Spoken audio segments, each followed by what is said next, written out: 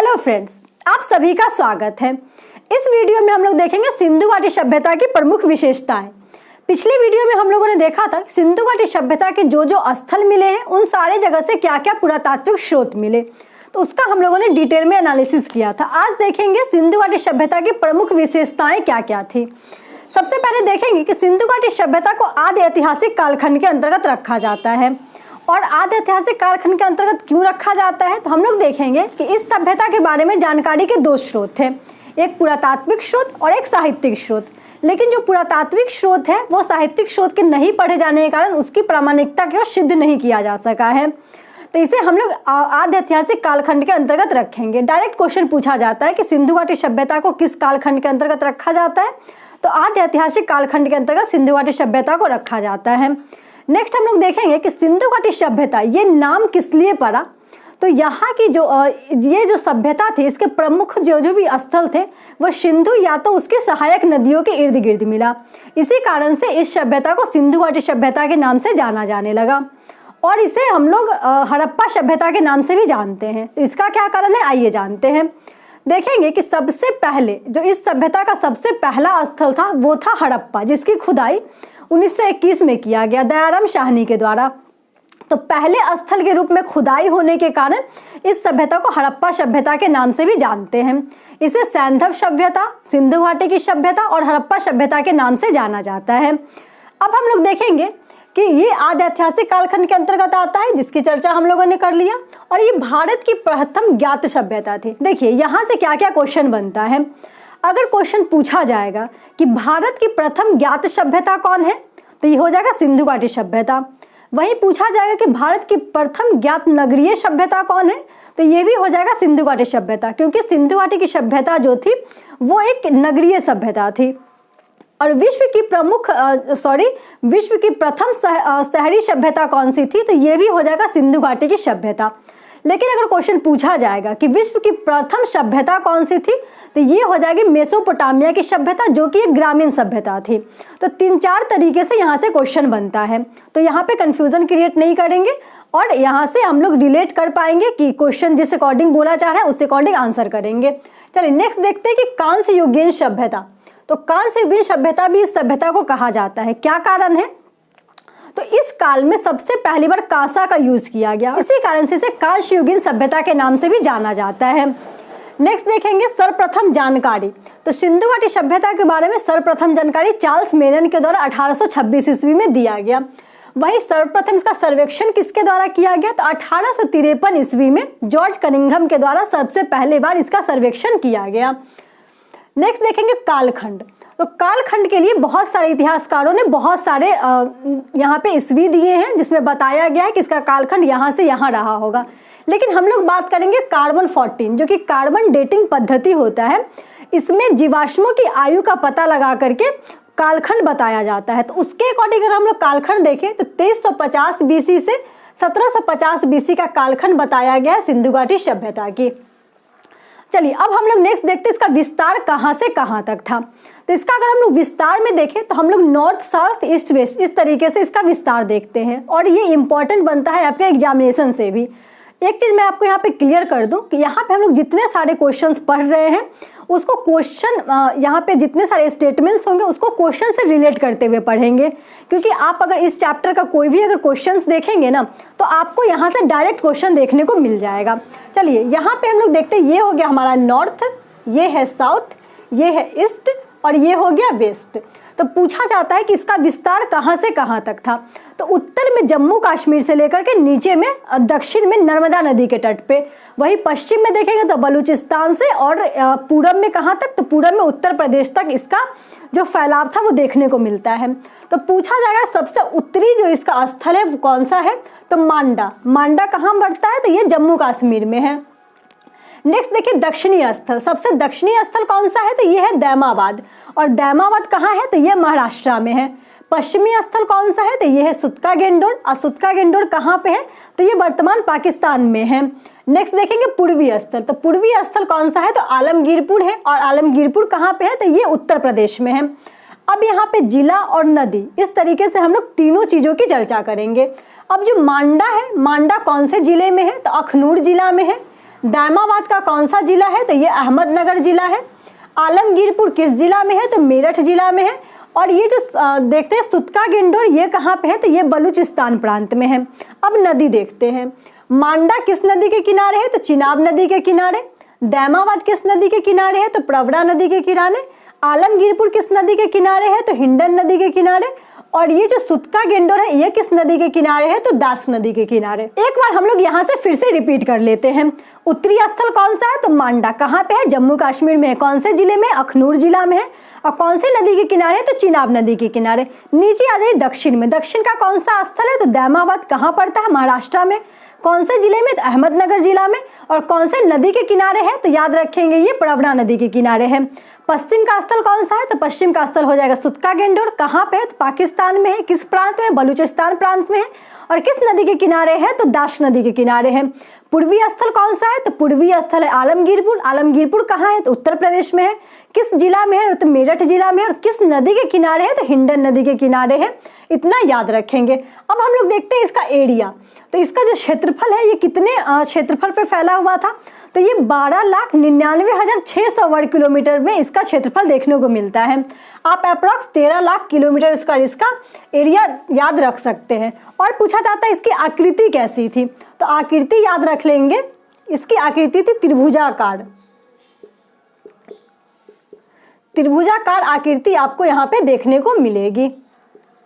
ये तो हो गया इसका बेसिक इंफॉर्मेशन। अब हम लोग देखेंगे यहाँ की नगरीय व्यवस्था, आर्थिक स्थिति, फिर हम लोग देखेंगे कला कैसा था वहाँ का, राजनीतिक संगठन, पतन का क्या कारण था, व्यापार वाणिज्य क्या था, इन सारे की चर्चा हम लोग करते हैं। चलिए सबसे पहले देखते हैं नगरीय विशेषता। तो नगरीय विशेषता में देखेंगे नगर का उदय। तो हम लोगों ने देखा कि ये जो सिंधु घाटी सभ्यता थी वो पहली नगरीय सभ्यता थी, ये हम लोगों ने देखा। और नगरों का सर्वप्रथम विकास किस सभ्यता में हुआ? तो सिंधु घाटी सभ्यता में नगरों का सर्वप्रथम विकास देखने को मिलता है। यहाँ से क्वेश्चन पूछा जाता है कि सिंधु घाटी सभ्यता का कौन सा ऐसा स्थल है जिसे जुड़वा राजधानी के नाम से जाना जाता है? तो याद रखेंगे हड़प्पा और मोहनजोदड़ो। हड़प्पा और मोहनजोदड़ो को सिंधु घाटी सभ्यता की जुड़वा राजधानी कहा जाता है।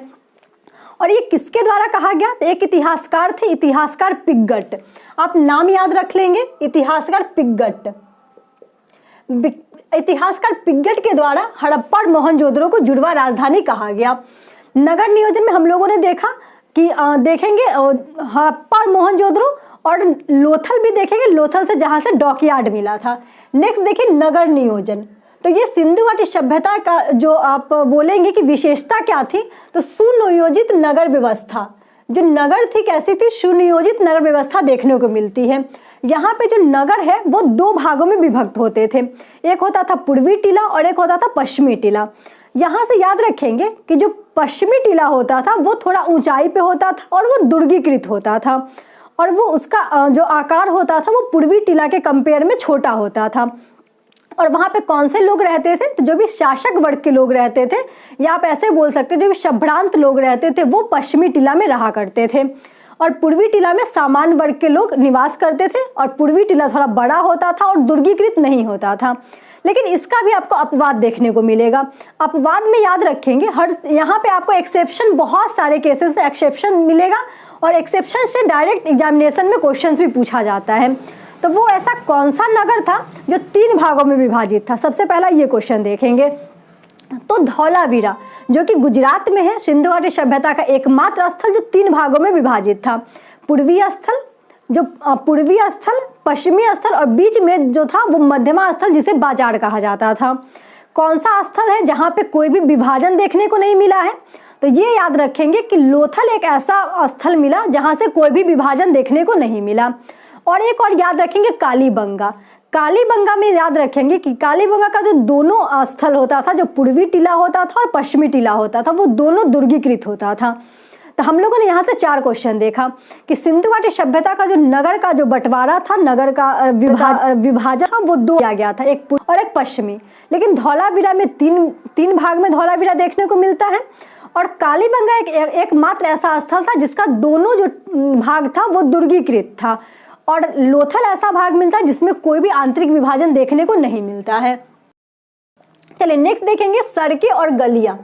सड़कों से अगर हम लोग देखें तो यहाँ की जो सड़कें होती थी वो एक सड़क दूसरे सड़क को समकोण पे आके काटती थी, जिससे जो वहाँ का स्थल होता था, वो जो नगर होता था, या तो वर्गाकार या आयताकार रूप में विभाजित हो जाते थे। और एक इम्पॉर्टेंट यहाँ से नाम याद रखेंगे, ऑक्सफोर्ड सर्कस। तो क्वेश्चन पूछा जाता है कि ऑक्सफोर्ड सर्कस का संबंध किससे है, तो ये हो जाएगा नगरों के बसाव से। यहाँ पे जो समकोण पे सड़कें कटती थी और जो वर्गीकृत और जो आयताकृत जो नगर मिलता था, उसे ही ऑक्सफोर्ड सर्कस से नाम से जाना जाने लगा। तो ऑक्सफोर्ड सर्कस का संबंध किससे है, तो नगरों का जो बसाव की पद्धति थी उसे ऑक्सफोर्ड सर्कस के नाम से जाना गया। तो यहाँ से ये याद रखेंगे। नेक्स्ट देखेंगे और एक और चीज़ याद रखेंगे कि यहाँ की जो सड़कें होती थी वो कच्ची ईंटों के बने मिलते थे। चलिए नेक्स्ट देखेंगे हम लोग जलमल निकासी व्यवस्था। तो यहाँ विश्व की सर्वश्रेष्ठ जलमल निकासी व्यवस्था देखने को मिलती है।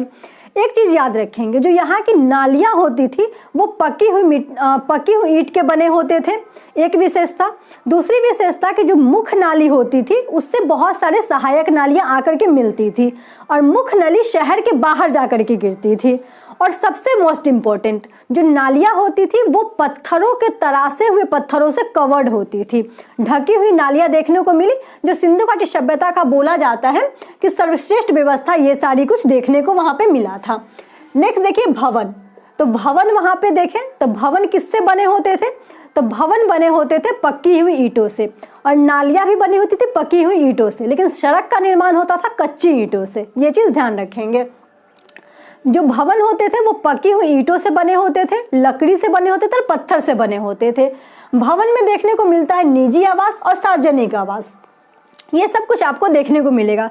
सार्वजनिक हम लोग देखेंगे श्रमिक आवास। तो श्रमिक आवास कहाँ से मिला, तो हड़प्पा से श्रमिक आवास देखने को मिलता है।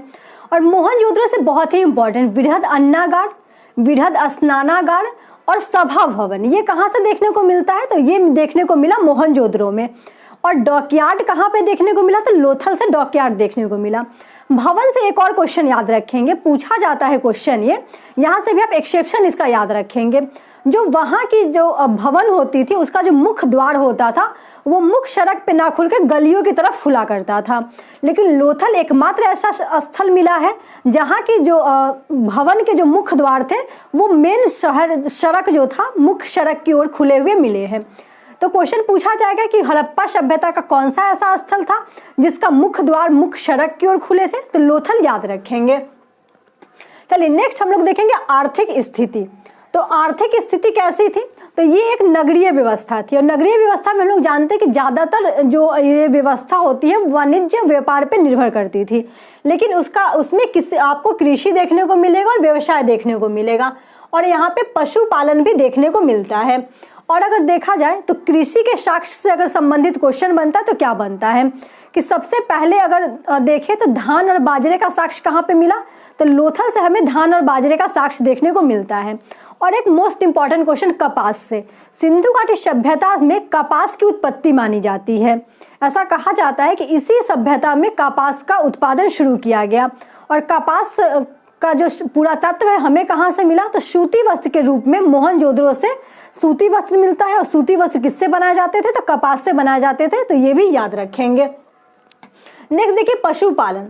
तो पशुपालन में याद रखेंगे बैल, भेड़, सुअर, गेंडा, भैंस और बकरी, और गाय की महत्ता उतना इस टाइम में नहीं दी गई थी। एक याद रखेंगे बैल। बैल से हम लोग ध्यान में रखेंगे दो प्रकार के बैल पाए गए, एक कुंवर वाले बैल पाए गए जिसे धार्मिक स्थिति में उसकी पूजा की जाती थी, और एक जो बिना कुंवर वाले बैल होते थे, जो सामान्य बैल होते थे, उनसे कृषि का कार्य लिया जाता था। चलिए नेक्स्ट हम लोग देखेंगे धार्मिक स्थिति। धार्मिक स्थिति में देखेंगे प्रमुख देवता।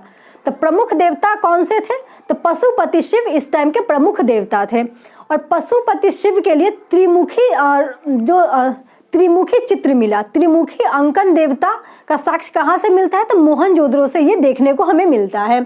नेक्स्ट देखेंगे प्रमुख नाड़ी देवी। तो प्रमुख नाड़ी देवी कौन सी थी, तो मातृ देवी की पूजा होती थी, और मातृ देवी से हम लोग याद रखेंगे कि मातृ देवी की मूर्ति हमें कहाँ से मिलती है, तो ये हड़प्पा से मातृ देवी की मूर्ति मिलती है। पशुपति शिव की मूर्ति कहाँ से मिली, मोहनजोदड़ो से, और मातृ देवी की मूर्ति कहाँ से मिलती है, तो हड़प्पा से मातृ देवी की मूर्ति देखने को मिलता है। मातृ देवी की मूर्ति से एक चीज़ याद रखेंगे कि यहाँ पे कहा जाता था कि जो पृथ्वी है उसको उर्वरता की देवी माना गया। और इसका अनुमान कैसे लगाया गया, तो एक हड़प्पा से एक मूर्ति मिली जिसमें योनि से वृक्ष निकला हुआ दिखा, जिसके द्वारा अनुमान लगाया गया कि इस कालखंड के जो लोग थे वो पृथ्वी को उर्वरता की देवी मानकर इसकी पूजा किया करते थे। नेक्स्ट देखेंगे सर्वाधिक पूजा जाने वाला वृक्ष कौन सा था, तो सर्वाधिक पूजा जाने वाला वृक्ष पीपल देखने को मिलता है। नेक्स्ट देखिए कि सर्वाधिक पूजा जाने वाला पशु, तो इसकी चर्चा हम लोगों ने कर लिया, तो कुंवर वाला बैल होता था, वो धार्मिक स्थिति से महत्व था इसका, इसमें इनकी पूजा की जाती थी। अब देखेंगे मृतक संस्कार। मृतक संस्कार में हम लोग देखेंगे तो यहाँ पे मृतक संस्कार की 3 पद्धति देखने को मिलती है। क्या क्या, तो एक होता है पुण्य शवाधान। पुण्य शवाधान में क्या होता है कि डायरेक्ट बॉडी को दफना दिया जाता है, जैसे कि आजकल हम लोग उसका उदाहरण देख सकते हैं, जो इस्लामिक जो होते हैं, जो इस्लाम धर्म वाले होते हैं, जैसे बॉडी को दफना देते हैं, तो उस जैसा। और एक नेक्स्ट देखेंगे कि आंशिक शवाधान। आंशिक शवाधान में क्या होता था कि बॉडी को कुछ मात्रा में, मतलब कुछ हद तक जला दिया जाता था और उसके बाद इसे दफनाया जाता था। नेक्स्ट देखेंगे दाह संस्कार। तो दाह संस्कार का प्रमाण आपको हिंदू धर्म में देखने को अभी भी मिल जाएगा। तो इसमें कौन सा हम लोग समझेंगे कि सर्वाधिक विख्यात कौन सा था, तो यहाँ पे बहुत ज़्यादा कब्र देखने को नहीं मिला है, जिससे यह अनुमान लगाया गया है कि जो दाह संस्कार की जो व्यवस्था थी वो सर्वाधिक प्रचलित थी। और एक कब्रिस्तान से एक कब्रिस्तान याद रखेंगे, RH-37 कब्रिस्तान, जो जिसका साक्ष्य हमें कहाँ से मिलता है, तो हड़प्पा से RH-37 कब्रिस्तान का साक्ष्य देखने को मिला। चलिए नेक्स्ट हम लोग देखते हैं कला। अब यहाँ पे कला कैसी थी, तो कला और लिपि अगर हम लोग देखें तो लिपि कैसी थी, तो चित्रात्मक लिपि थी, पैक्टोग्राफ लिपि वहाँ पे देखने को मिला।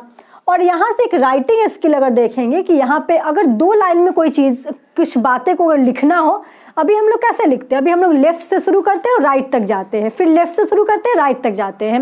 लेकिन इस सभ्यता की जो लिपि थी उसको कैसे लिखा जाता था, तो पहला जो पहली लाइन होती थी वो दाहिने तरफ से लिखना शुरू होती थी। इस तरीके से आप फिगर देख सकते हैं, दाहिने तरफ से लिखना शुरू हुआ और दूसरी लाइन में हम लोग बाएं तरफ से इंटर कर गए। तो इस टाइप से यू टाइप की आकृति बनती थी, इस टाइप की, और इसको नाम दिया गया ब्रुस्टोफेदम। तो ब्रुस्टोफेदम जिसे गोमुत्रिका भी कहा जाता है। तो आपको डायरेक्ट एग्जाम में क्वेश्चन पूछा जाएगा कि ब्रुस्टोफेदम का संबंध किससे है, तो लिपि से, लिखने की कला, जो लेखन शैली थी उससे संबंध हो जाएगा ब्रुस्टोफेदम का। चलिए नेक्स्ट हम लोग देखेंगे मृदभांड। मृदभांड कैसे होते थे, तो सादे मृदभांड का ज़्यादा प्रचलन था। और सादे मृदभांड कैसे होते थे, तो उसमें लाल कलर का मृदभांड हुआ करता था। और बहुत सारे कुछ मृदभांड में आपको देखने को मिलेगा कि जो उसकी मेन बॉडी होती थी वो लाल कलर से पेंटेड होती थी और उस पर ब्लैक कलर से, काले रंग से उस पर ज्यामितीय आकार की आकृतियाँ बनाई जाती थी। नेक्स्ट देखेंगे चित्रित मृदभांड, तो ज्यामितीय आकार की। इसका कलर कौन सा होता था, तो ये ब्लैक कलर का होता था, काला होता था, ये भी ध्यान रखेंगे। मुहड़े, तो मुहड़े किसकी बनी होती थी, तो सेल खड़ी की मुहड़े बनी होती थी। पकी हुई जो मिट्टी के मुहड़े होती थी उसे सेल खड़ी की मुहड़ कहते थे। तो इसका आकार आपको मिल जाएगा वर्गाकार, बेलनाकार, आयताकार, वृत्ताकार और नाव के आकार का भी देखने को मिलता है। लेकिन अगर पूछा जाएगा कि सर्वाधिक प्रचलन में कौन सा था, तो चौकोर आकृति वाला, जो उसमें वर्गाकार और आयताकार आ जाएगा। इस टाइप का जो इस टाइप की जो मुहरें थी वो ज़्यादातर देखने को मिली।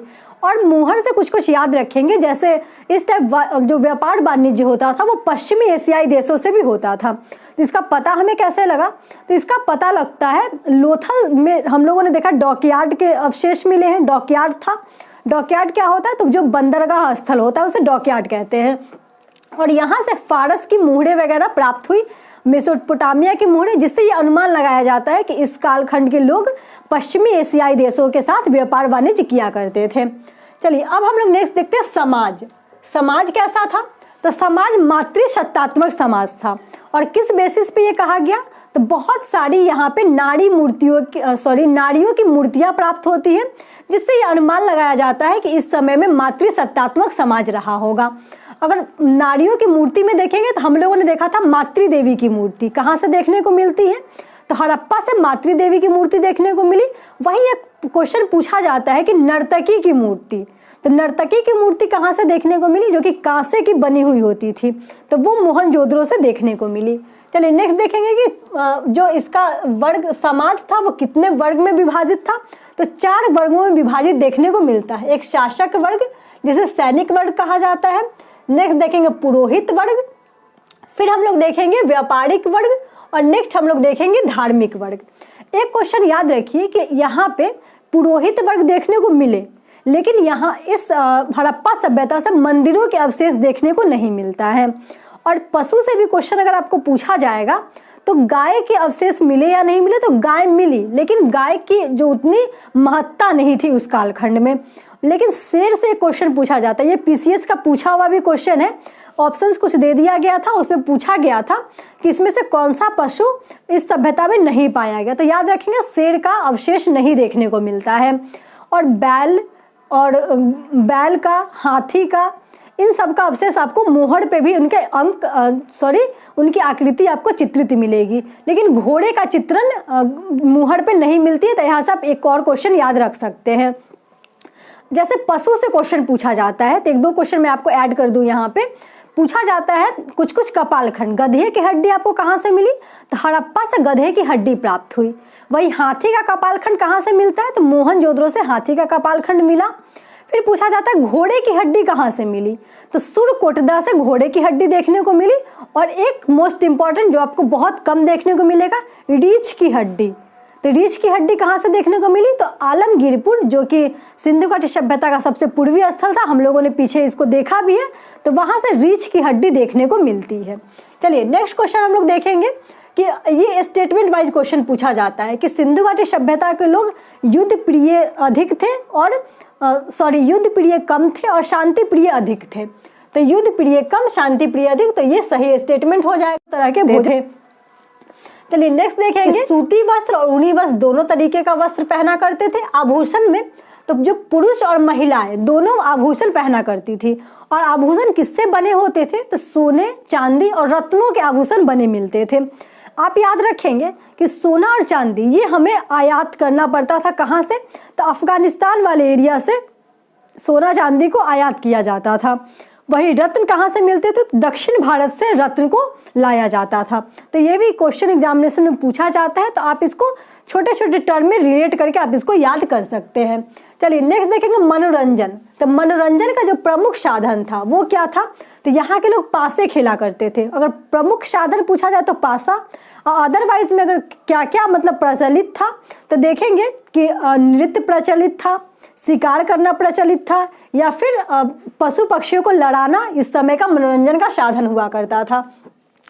नेक्स्ट देखिए शिल्प एवं उद्योग। तो शिल्प उद्योग में देखेंगे सोना, चांदी और रत्नों के आभूषण बनाए जाते थे। और कुम्हार का चाक देखने को मिलेगा। और कुम्हार के चाक का अवशेष कहाँ से मिलता है, तो हड़प्पा से हमें कुम्हार के चाक का अवशेष देखने को मिला। और ये जो मृद भांड होते थे, जो मिट्टी के बर्तन होते थे, कुम्हार के चाक से बहुत ही चिकना और चमकीला बनाया जाता था। चलिए नेक्स्ट देखेंगे व्यापार वाणिज्य। व्यापार वाणिज्य में इसमें धातु के सिक्कों का प्रचलन कहीं भी देखने को नहीं मिलता है। और कहा जाता है कि इस समय वस्तु विनिमय की प्रणाली रही होगी। और वस्तु विनिमय की प्रणाली क्या होती है, तो एक जैसे हम लोग गांव में देखते होंगे कि कुछ वस्तु अगर हमारे पास है और कुछ कोई जैसे सपोज धान हमारे पास है और गेहूं दूसरे के पास है, तो हम अपना धान उसे दे देंगे और उसका गेहूं ले लेंगे। इसी तरीके से वस्तु विनिमय के द्वारा चीज़ों का आदान प्रदान होता था, आयात निर्यात होता था। चलिए नेक्स्ट देखेंगे कि यहाँ से व्यापार वाणिज्य के साक्ष्य कहाँ कहाँ से मिले, तो मध्य एशिया वाले एरिया से व्यापार के साक्ष्य देखने को मिलता है। और व्यापारिक बस्ती कहाँ थी, तो अफगानिस्तान में व्यापारिक बस्ती देखने को मिलती है। एक अभिलेख का नाम याद रखेंगे, मेसोपोटामिया का अभिलेख। तो मेसोपोटामिया के अभिलेख में मेलुहा शब्द का इस्तेमाल किया गया है। तो मेलुहा है, और मेलुहा की पहचान किससे की गई है, तो सिंधु घाटी सभ्यता का जो क्षेत्र था उससे मेलुहा की पहचान की जा चुकी है। तो इससे कहा जाता है कि इस समय में वहां से व्यापार वाणिज्य हुआ करता था। राजनीतिक संगठन देखेंगे। राजनीतिक संगठन में केंद्रीय शक्ति से संचालित। एक चीज देखेंगे कि अगर इतनी बड़ी नगरीय सभ्यता थी तो कुछ ना कुछ तो उसका संगठन का कोई ना कोई केंद्रीय संचालन तो रहा ही होगा। तो केंद्रीय संचालन आपको देखने को मिलेगा। और अगर पूछा जाए कि इसमें जो शासक शासन की जो पद्धति थी या शासन किसके हाथ में था, तो यहाँ से कुछ विशेष जानकारी नहीं मिली है। लेकिन ये काल एक देखेंगे कि नगरीकरण का काल था और वाणिज्य वाला क्षेत्र था, तो संभवतः बताया जाता है कि वणिक वर्ग जो थे, व्यापारी वर्ग थे, उनके हाथों में शासन प्रक्रिया उनके हाथों से किया जाता था। नेक्स्ट देखेंगे पतन का कारण। ये लास्ट हम लोग देखते हैं पतन का कारण।